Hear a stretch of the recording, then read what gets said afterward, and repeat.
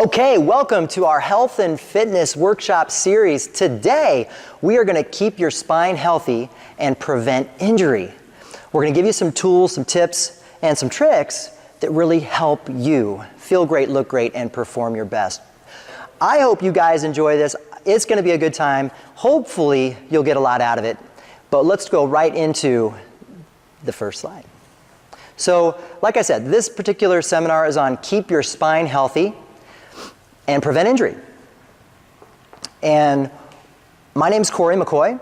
I'm a 25-year industry veteran. I have academic background from Indiana University, a master's in kinesiology. I have a Bachelor of Science in exercise science from Washington State University. I'm a StrongFirst Level 2 certified kettlebell instructor, American College of Sports Medicine health and fitness instructor, as well as a certified functional movement specialist, an original strength approved instructor, and a level 1 neurokinetic therapist. But the most important piece of all of that is my experience really helping clients transform their bodies and lead the lives that they've always dreamed of. So for the next hour, and I'm hopefully going to wrap this up, give you guys exactly what you need. Maybe it's 30 minutes, 45. I'm going to get through as much as I possibly can, as quickly as possible, giving you what you need to maintain that injury freedom that you're looking for within your exercise routine, but helping clients feel great, look great, and perform their best is really what we do. So let's start with a few facts just to make sure that we're on the same page. I want you to realize that back issues are very common in our environment. They're common in society.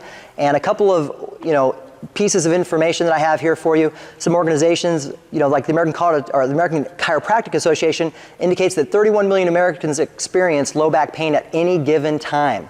Low back pain is a single leading cause of disability worldwide according to the Global Burden of Disease, and most cases of back pain are mechanical or non-organic, meaning they are not caused by serious conditions such as inflammatory arthritis, infection, fracture, or cancer. So, we see it all the time. We see and we hear about this all the time. Hopefully this hasn't happened to you, but an individual gets really excited, they're motivated to change their life, they haven't been exercising in a while, they don't have much confidence, they're not strong, they might be overweight, and they're gonna finally do it. They're gonna finally go exercise, and they're gonna start eating well, and they go into a gym, and they don't have any instruction, and well, maybe they hurt themselves. Or they go to a boot camp, and they're doing something that they shouldn't be doing, and they hurt themselves. And so really being smart, like staying smart and making sure that what you're doing is helpful for you is critical. And that's kind of what we try to emphasize, making sure that what you're doing is as effective as possible so you don't spin your wheels, you don't injure yourself, and you don't put yourself behind the 8 ball. Because all this motivation that you have to change your life, you need to make sure that you're moving in the right direction. So this is a great start. But let's talk about what this particular workshop is about and what it is not about. This workshop is a hands-on health, really a spine health seminar as it relates to daily living and specifically your exercise routine. It's based on my years of experience training clients, my academic background and certifications, and primarily the recommendations from Dr. Stuart McGill, who is arguably the foremost applied spine researcher on the planet. So what this is not about, this is not a medical review. This is not a thorough review of spine research. This does not take the place of any medical recommendation you receive from your primary care physician or your medical team. And this is not a debate about types of exercise or organizations within the gym industry.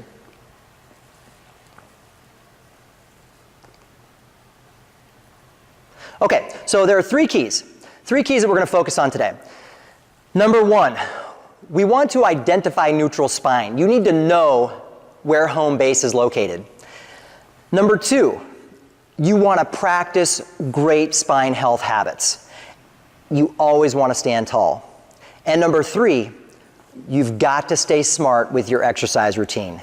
and you've got to stabilize the spine. We're gonna do all three of those. We're gonna break down each one of them kind of one by one.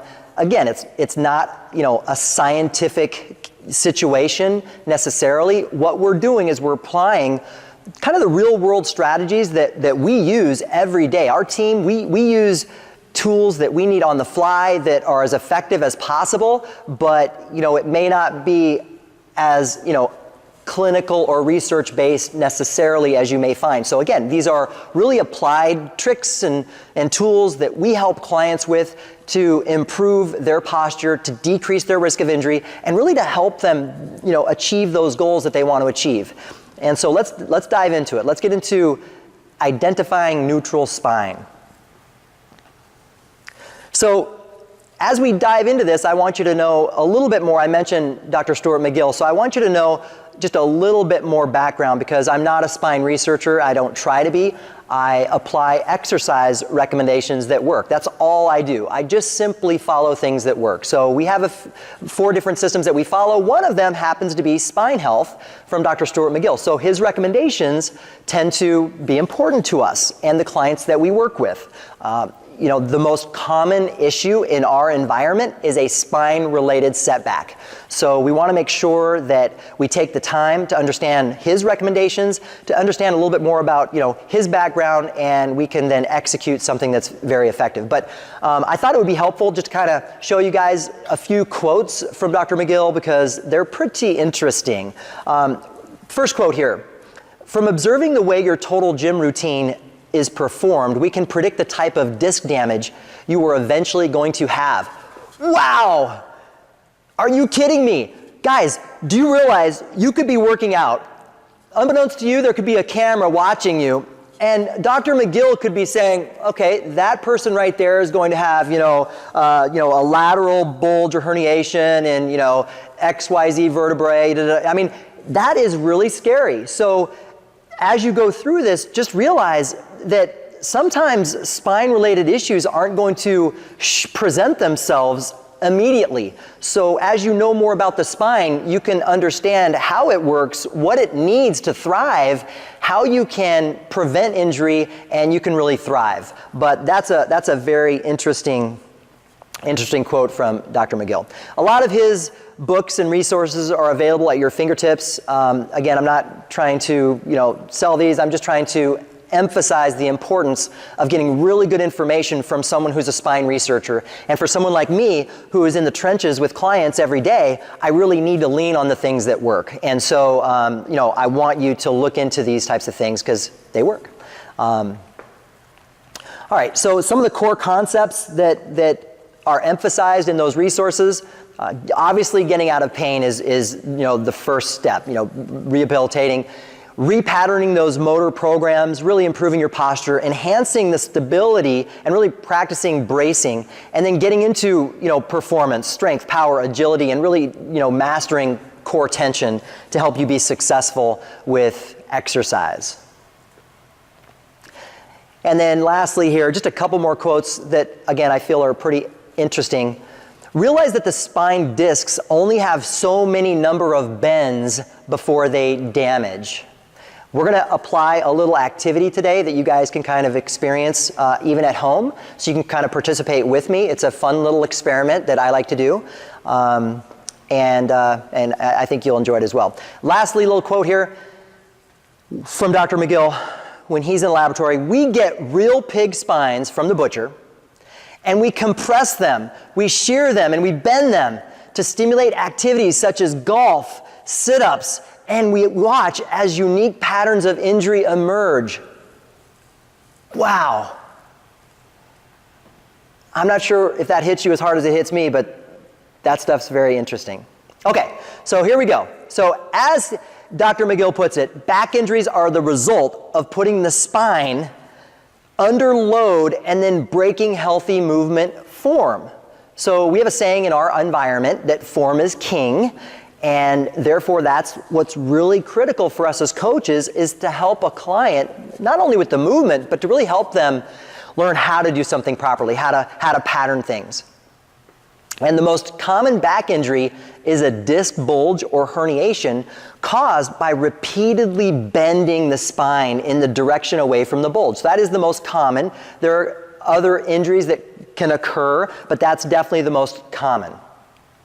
And that's the one that we try to emphasize to stay away from. So we're going to go through a little workshop activity. I've got my friend here, the spine, and this is just more of a visual so you can kind of see what we're talking about, because sometimes seeing the spine might resonate a little bit better. We're not going to go through the anatomy of the spine because that's not what this particular workshop is about. We could go through every little intricacy and I could talk about all those, and that would be great and dandy, but that's not applying what we do in our environment and how it's going to help you with your exercise routine. But this is kind of a neat little thing. So I've got a little coat hanger. So if you're at home, play along with me. You guys can grab a little coat hanger. And what we're going to do is throughout the course of the workshop, I don't know how many bends this is going to take to break, but I'm going to kind of unravel this here a little bit. Give me a couple seconds here. Hopefully you're finding a coat hanger, one of these old metal ones at home, and just kind of unfold it, unbend it. Okay. As you can see, we have some really nice bends in this coat hanger. We're going to call this your spine today. So we've got a nice cervical lordosis, a thoracic kyphosis, and a lumbar lordosis. Something similar to that. Anyway, okay, so the point is that I'm going to throw in periodically a few bends, just kind of represent, me with my spine, and I might be going around and doing a couple of these things, really bending my spine. Maybe I'm doing some sit-ups. Maybe I'm picking up a kettlebell like this, right? I'm doing exactly what Dr. McGill's not recommending. Maybe I'm bending over, tying my shoes, and my spine's just kind of taking the heat here a little bit. Okay, that's good for now. Let's leave it right there. Maybe 10 bends in it, not sure. We'll come back to that activity throughout the course of the workshop and see what happens. There's no pain. The coat hanger's not experiencing any pain at this moment, so no need to call 911. He's okay. For now, he's okay. So let's get into this. And I want to give credit to breakingmuscle.com. They had a great little photo that is very helpful when we talk about identifying neutral spine, and we're calling it home base. So this is really where the body absorbs the stresses of life very well.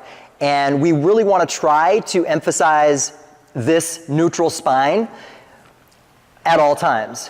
And when you look at this particular picture, this gives you a standing position, the neutral spine position. It gives you both a front view and also a side view of it. So, we could grab a little dowel and we could kind of play with it a little bit. Obviously, the way that this is pictured is ideal because you're equally distributed on either side of that. When you talk about balance, we want to be equally distributed. When you look at the side view and it kind of comes through that, the side of the body, we tend to use this dowel in a slightly different way. Again, it may not be as specific as it needs to be in research-based worlds, but for us, it's a really quick way to get a client to understand, hey, how to maintain a close to neutral or neutral position. When you look at the other picture of the frontal view, we look at the different balance that a client might have in terms of joints and to make sure that there's alignment all throughout the body from the ground all the way up. So we could look at movement in terms of how a person is walking, how they're standing. We can look at all those different things as an assessment to see what's going on. But this just gives you a rough idea of what neutral spine looks like in that standing position. And it's just something to understand that, okay, where am I? Am I close to neutral? And once you have a better understanding of neutral, I think you're more equipped to do something about it. So that becomes your home base. So let's look at a few things that are important with neutral spine. So obviously, as I mentioned, let me take a couple seconds here. I've got to go pick something up. Let me see if I can hold this here.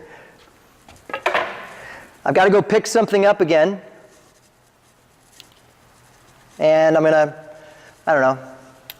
Maybe do a couple squats with my spine, just bending a little bit.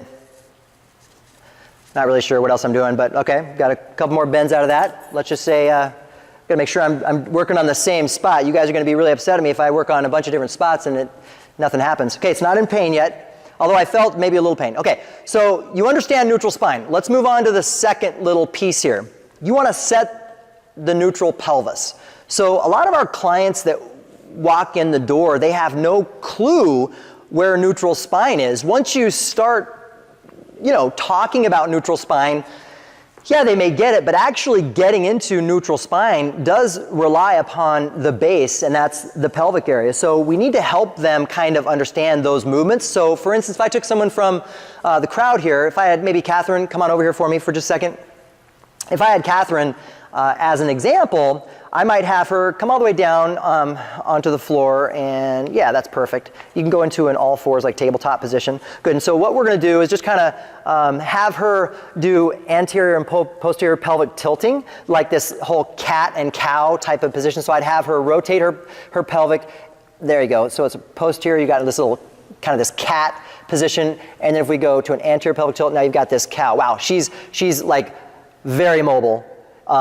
So for her, what we want to try to do is get her into a position. Again, there are a lot of different things, a lot of different strategies that could be employed. Again, we're not a research-based setting. I'm not here to argue whether you should have the superior or the anterior or posterior superior iliac crest level. That's not. I'm not debating that. This is a hands-on application. So we want the client to at least have control of that pelvic tilting, because you can see what happens to her spine when she is able to change that pelvis. So it is very controlled through that pelvic tilting.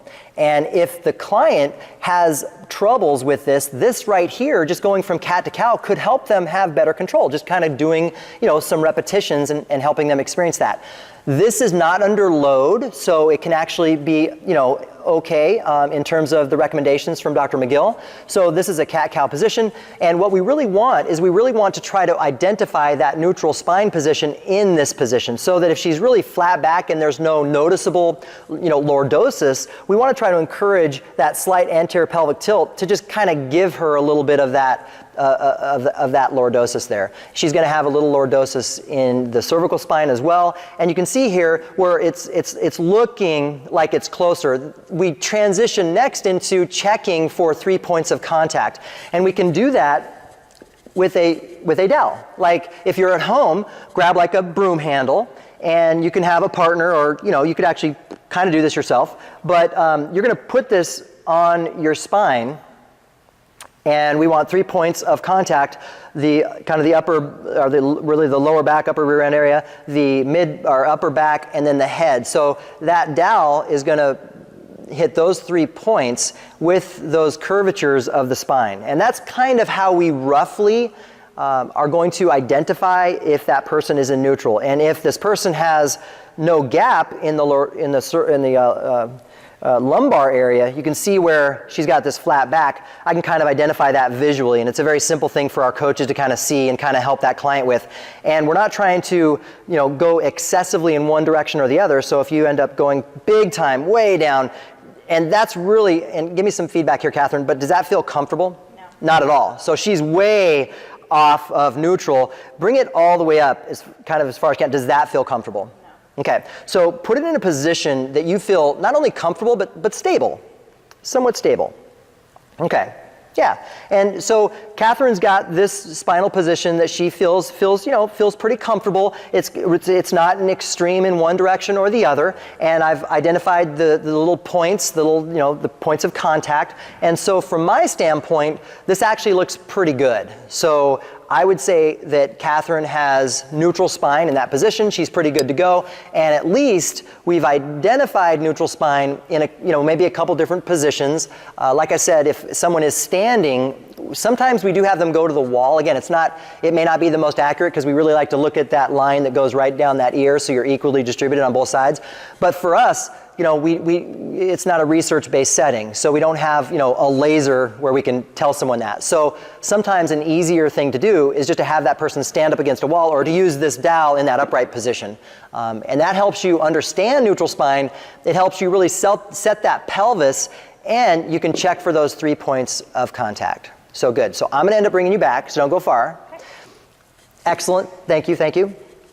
So let's get back to our friend here. I got to make sure I'm on the right bend here, guys. Let's just say you don't move really well like Catherine, and you have to pick up some things. I don't know, how many bends do you think we're up to here? Anyone counting for me? Someone's got to put this on replay. And, oh my gosh! Okay. All right. This is unscripted. It just broke. And I forgot to tell you that the coat hanger was experiencing pain. Okay, so we went right to disc herniation. Okay, you blew right through pain to disc, it herniated, broke. So, I don't know, is anyone counting on it? Maybe 30? I don't know, 30 of these. All right, so this delamination is really this process of like material that ends up, bending, and it just kind of, the layers start to separate over time, and that's really what happens. That's what happens to a spine, that's what happens to this coat hanger, and it just can't withstand, the repeated bending over and over and over and over and over, and what happens is that material becomes so weak that it has pain, and it breaks. So we don't want your spine to break. So that's just an example. I was hoping that would last a little longer. I'm sorry, guys. So the spine wasn't as strong. Okay, let's move on. Let's get out of neutral spine. Now you understand what neutral spine is. Check. You have a better understanding. You've actually played with your hips, right? You're trying to set that neutral position so you're not feeling that it's odd in one way or the other. You're checking for those 3 points of contact, or maybe you're a fitness professional and you really want to help your clients. This is an absolute great way to help them.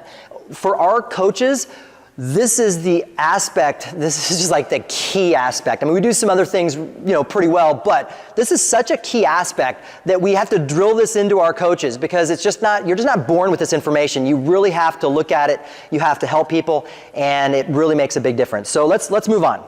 Check, check, check on key number 1. Okay, let's get into key number 2. So we want to practice great spine health habits.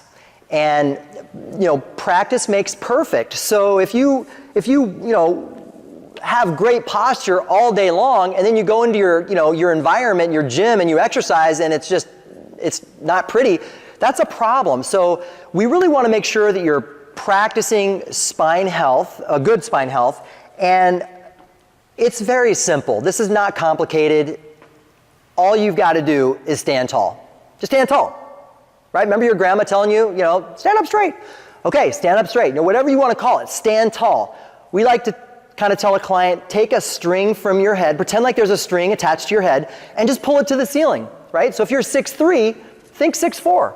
Stand tall. You always want to stand tall. So that is one way that you can practice great spine health, is to stand tall. That's really number 1. If we're digging a little deeper in practicing spine health, that's number 1. Stand tall. Be proud, right?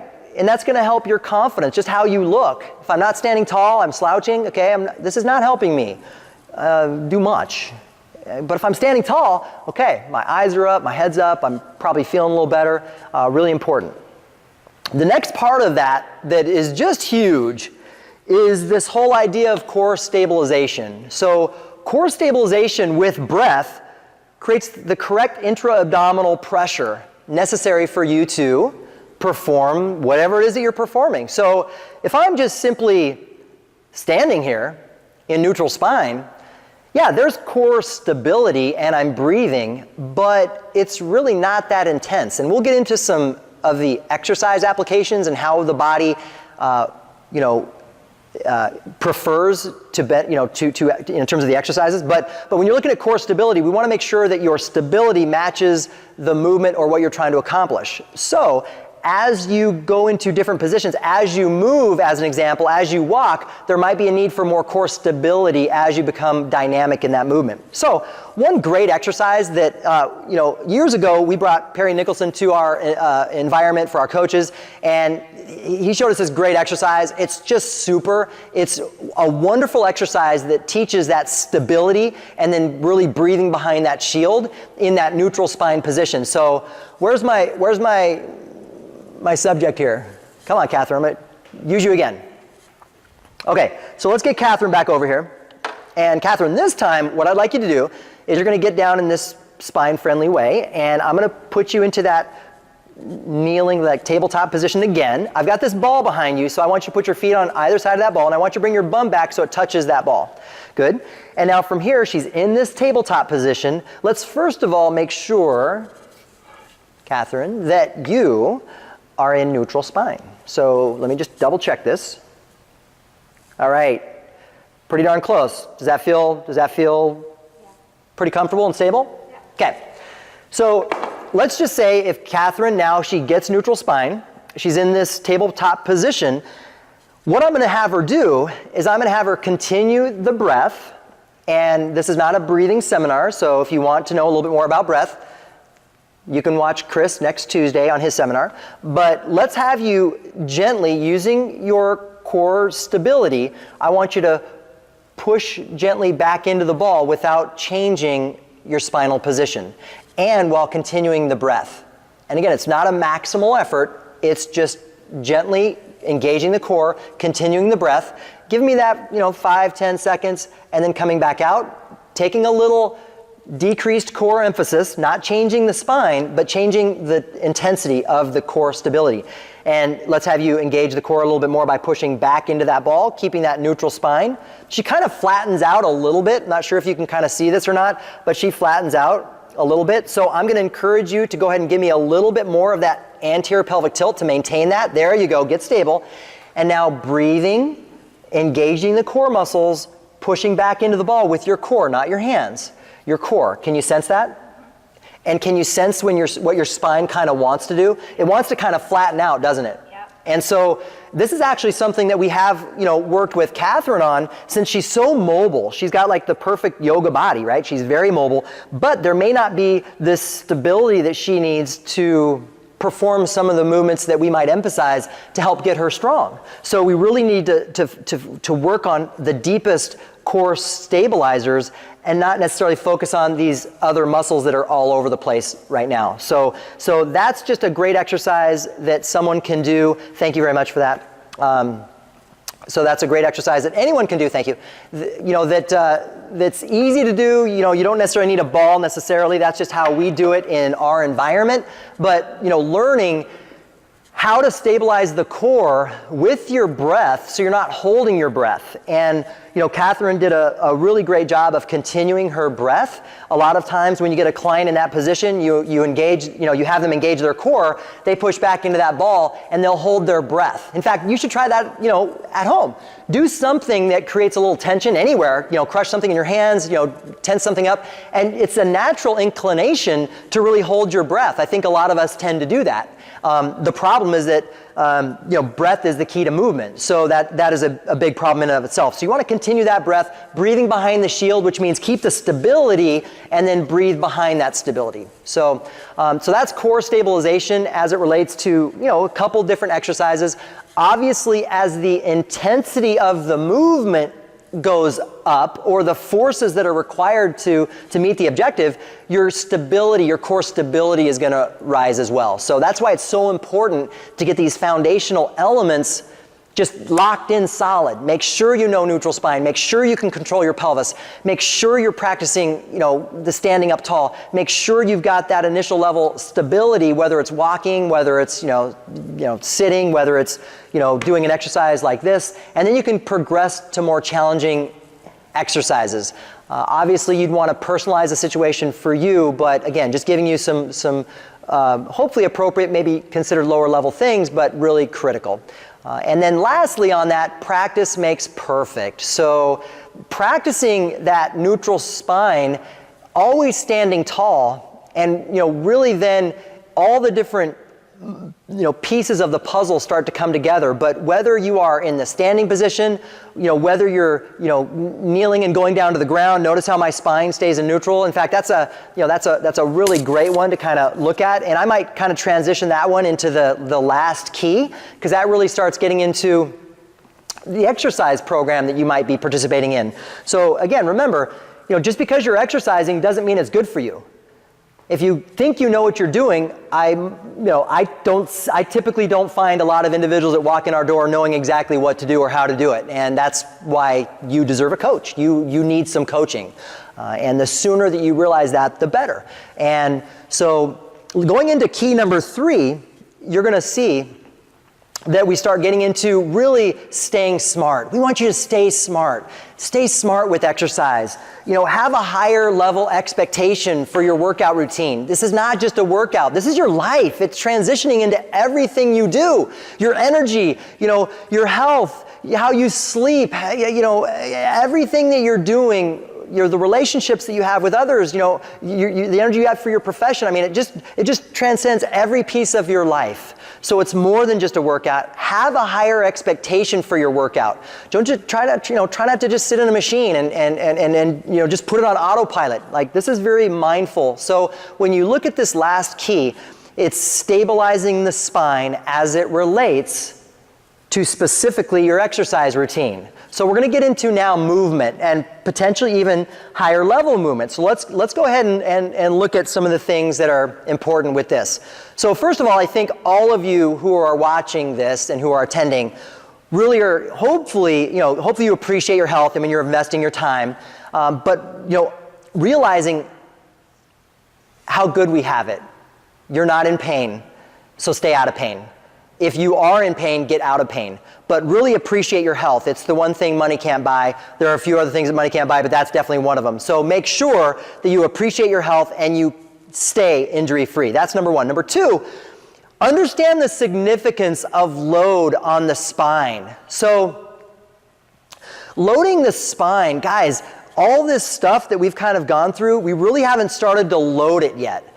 And in the industry that I'm in, unfortunately, I'm not sure where we went astray, but unfortunately, a lot of people think that they have to go lift weights.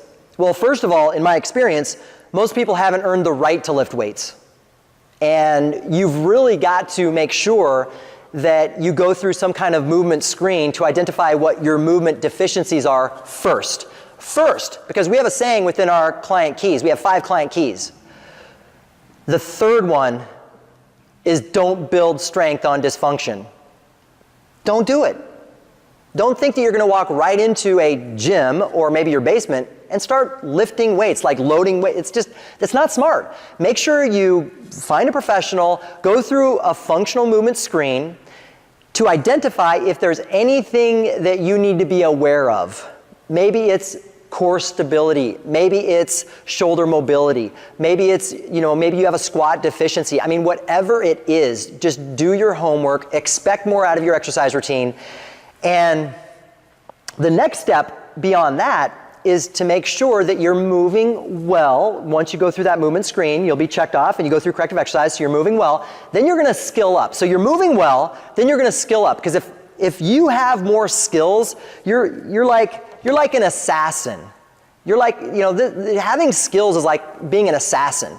If I give you a shotgun and you're an assassin, I'm sorry, but you are just not going to be that effective. But what if I give you, maybe this high-powered rifle, and I give you like laser and scopes and all these other things that make your job, more effective in essence. I know it's maybe not the best story, but the point is that the more skills you have, the more effective workout you'll get, and the better the result in a shorter time. I mean, who doesn't want that? You're going to save time and you're going to get a better result. You're going to do what the body is naturally designed to do, getting into the largest muscles of the human body and really training in a way that is smart. So definitely do that. So when you talk about the next step beyond skills, it's then earning the right to load. You need to earn the right to load. So an example of load, let's just say I have I actually have a good picture of it. Let me get to this. I have a really good picture, and this is from Washington Ergonomics this is a really great picture of kind of showing a load in a hand. And let's just say that load is 5 pounds. And when you talk about the force and the stress on the spine, guys, it's not just 5 pounds that you're holding. It's not just 5 pounds. So for instance, let's liken it to the elbow. If you're holding that, let's say that 5 pound weight, and this is, again, an example that Dr. McGill likes to use a lot, but if you have that, there's this load magnification on these smaller muscles that are really close to the joint. So the joint experiences more like, if this angle is more of like a 1/15 in terms of, you know, this joint action, that even though you have a 5 pound weight in the hand, the joint is experiencing 15 times the weight in the hand. So the joint is experiencing 75 pounds of this stress, this force. So it can be very, like that's why getting something away from your body becomes more challenging, because all these different angles. So when you think about your spine, it's the same thing. You have all these really, stabilizing muscles, these muscles that are really super close to the spine, and it's called load magnification. So if you have anything, in fact, he'll tell you that just by bending over, you're going to have a 1/3 ton of stress on the spine just from bending over without any load. So now you can imagine if I load something down and I go to pick it up and I'm doing this with my spine, like take a look at my spine.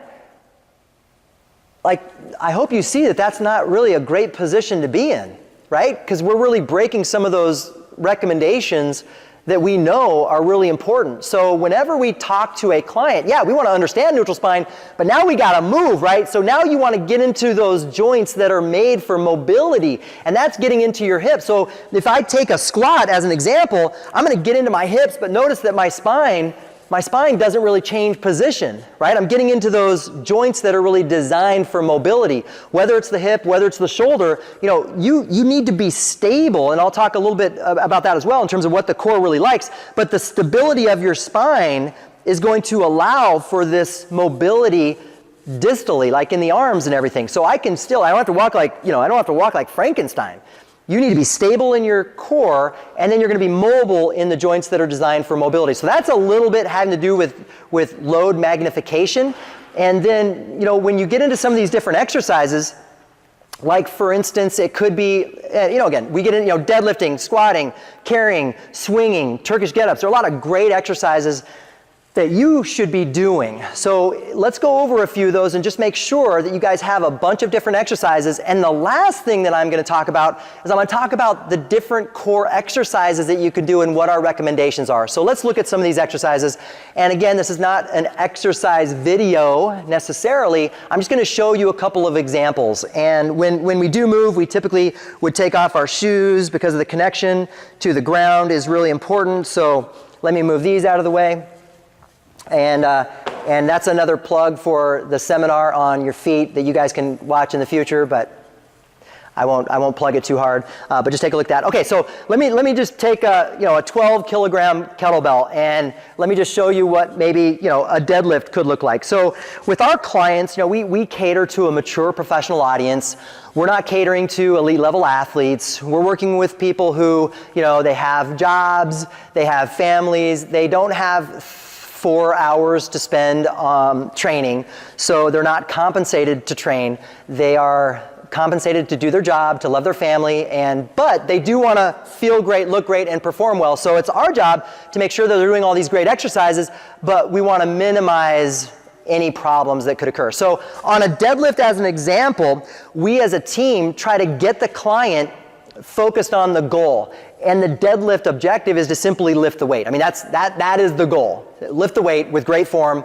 And so we get into tension, we get into a bunch of other things, but the mechanics I'm focused on today are really your spine. So the spine does and it does perform best. It can handle this bilaterally loaded, instead of contralaterally loaded, but bilaterally loaded compressive forces. So I'd be hanging onto the bell with 2 hands, and trying to be upright as possible, because as we tend to get really deep into a hip hinge, we have these shearing forces.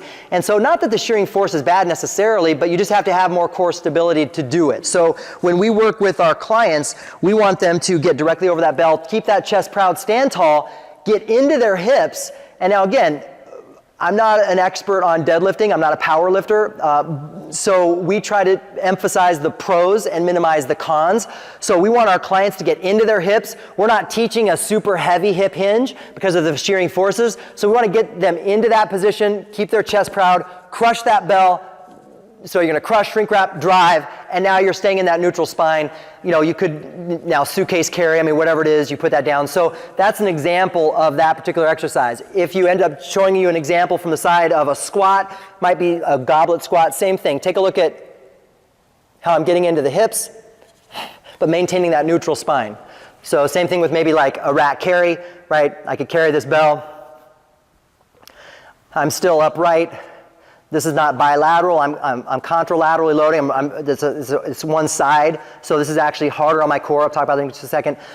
So other things, you know, pushing, pulling, anything that you do, you'd want to maintain that neutral spine. So one common position that, you know, that we use a lot is a push, like a push-up.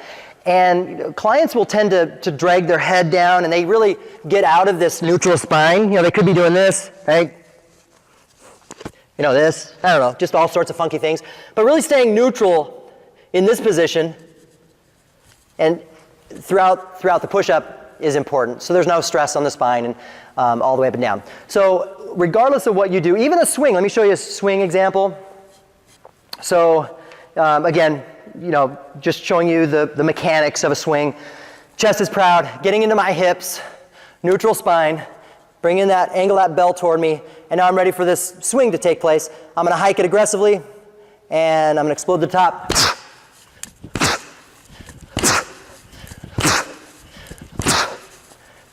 So you can see where my spine didn't move at all, it was all in my hips. So for those of you who don't play with kettlebells, well, you're missing the boat, first of all, because the kettlebell is the most powerful tool in our toolbox because it really helps us getting into the backside chain, but we won't go over that at this point. Still staying with the spine. So that's an example of that. Or if I do something like a Turkish get-up, snatching, I mean, anything you do, we want to stay in neutral spine pretty much throughout. So I hope that, you know, gives you a good idea of some different exercises. It's not intended to be a portfolio, a library of exercise videos necessarily, but just to show you a few. And the last thing that I want to do, and hopefully this will kind of end on a great note that you can take and you can apply it to your exercise routines, but is understanding really how the core functions. All right, so, you know, back in the day, you know, when I was a young lad, we used to do a lot of bodybuilding, right? Well, we didn't really do performance training. So, you know, exercise science has evolved over the years to the point where now it doesn't make any sense to do isolation. That could actually be problematic. So we don't want to isolate muscles, so we don't want to train your core like a bicep. We don't want to train it like that. Instead, you want to use the entire body as a system. That's going to help you enhance your metabolism. It's going to help you look great, feel great, and perform well. And it's not going to increase the likelihood that you might develop imbalances. So we don't want you to train your core like your bicep. We don't need to go throughout a full range of motion. It's not a bicep. It's your core. It's very unique, and it responds to endurance. So as your endurance improves, your spinal stability will improve, and the ability for you to produce, you know, and execute exercises will be enhanced.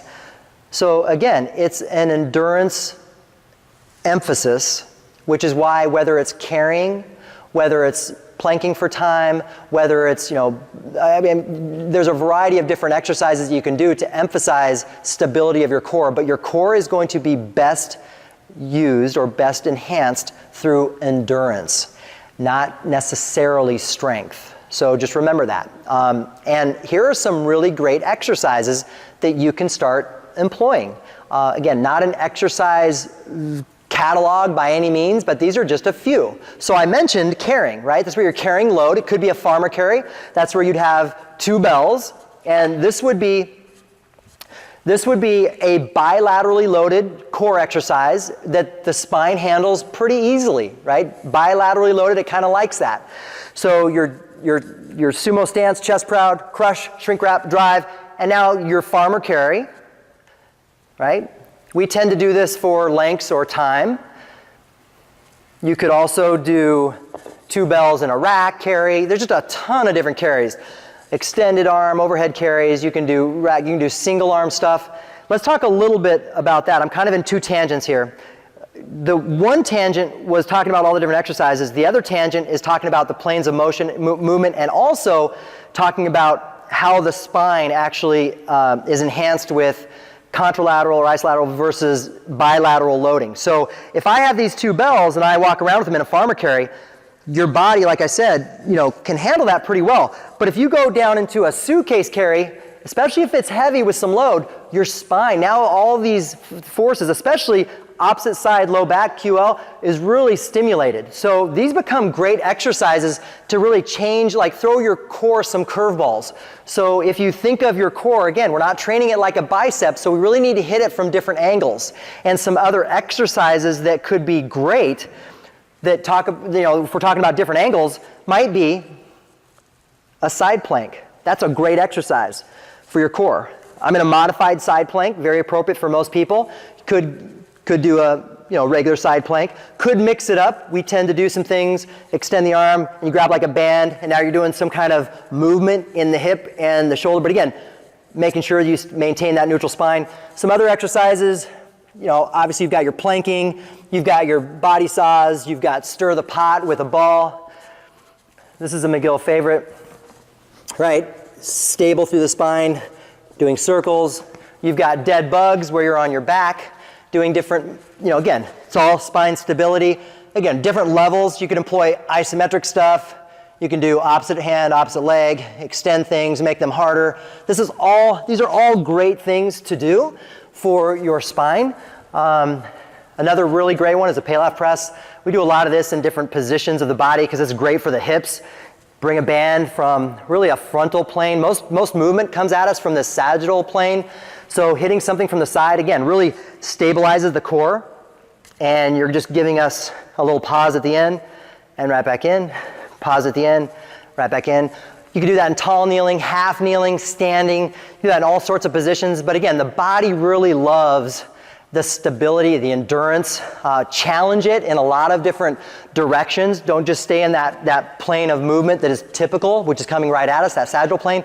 Try to mix it up with frontal plane. You're going to be actually more stable. You're going to develop more core stability by doing that. You might be kind of an odd duck at the gym if people see you doing this type of stuff, but I assure you it's worth it. And the best exercise you're not doing video is what I'll show you next, and that's where you start to integrate in these neural resets. For instance, this is a crawl.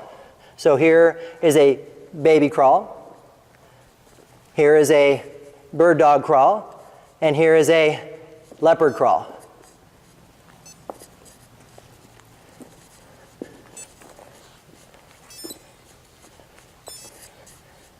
That's my watch going off here.